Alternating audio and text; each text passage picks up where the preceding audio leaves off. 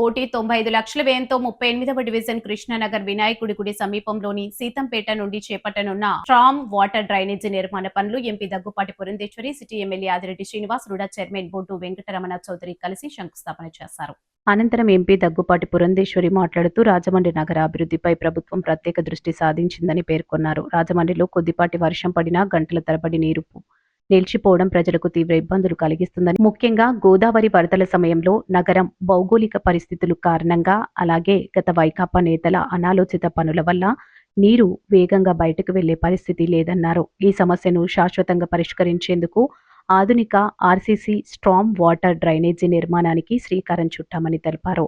ఈ డ్రైనేజీ నిర్మాణం పూర్తయితే భారీ వర్షాలు కురిసిన 20 నుండి 25 నిమిషాల్లో నీరు పూర్తిగా డ్రైన్ అయ్యే విధంగా వ్యవస్థ పనిచేస్తుందని వెల్లడించారు. ప్రస్తుతం 400 మీటర్ల మేర డ్రైనేజీ నిర్మాణం చేపడుతున్నామని, భవిష్యత్తులో మరో విస్తరణ చేపడితే కేవలం 10 నిమిషాల్లోనే నీటి నిల్వల సమస్య పూర్తిగా పరిష్కారమయ్యే అవకాశం ఉందని తెలిపారు. ఈ కార్యక్రమంలో కూటమి నాయకులు, నగర పాలక సంస్థ ఇంజనీరింగ్ అధికారులు పాల్గొన్నారు.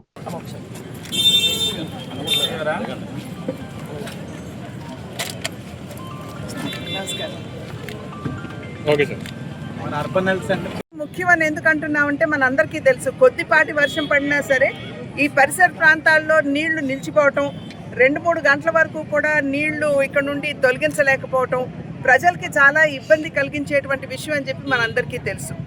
అటువంటి సందర్భంలో సాధారణంగా వర్షాకాలంలో రాజమండ్రిలో నీరు నిలిచిపోవటం అన్నది గోదావరిలో కూడా వరద ఉంటుంది కాబట్టి, గోదావరి నది కంటే కొంచెం కింద దిగువన రాజమండ్రి హైట్లో దిగువన ఉంటుంది కాబట్టి ఇక్కడ నుండి నీరు అతి త్వరగా గోదావరిలోకి వెళ్ళేటువంటి వెసులుబాటు ఉండదు.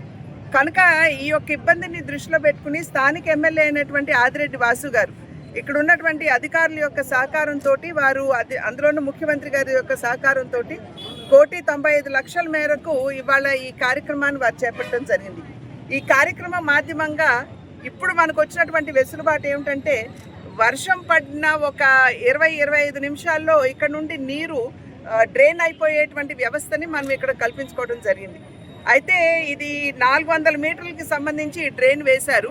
ఇంకాస్త ఇంకొక డ్రైన్ కనుక వేసుకోగలిగినట్లయితే 20 నిమిషాల్లో కాదు 10 నిమిషాల్లోనే డ్రైన్ చేసుకునేటువంటి అవకాశం ఉంటుంది. కాబట్టి దాని మీద కూడా దృష్టి పెడతానని చెప్పి ఇందాక మాటల సందర్భంలో స్థానిక శాసనసభ సభ్యులు ఆదిరెడ్డి వాసు గారు చెప్పడం జరిగింది మాతోటి.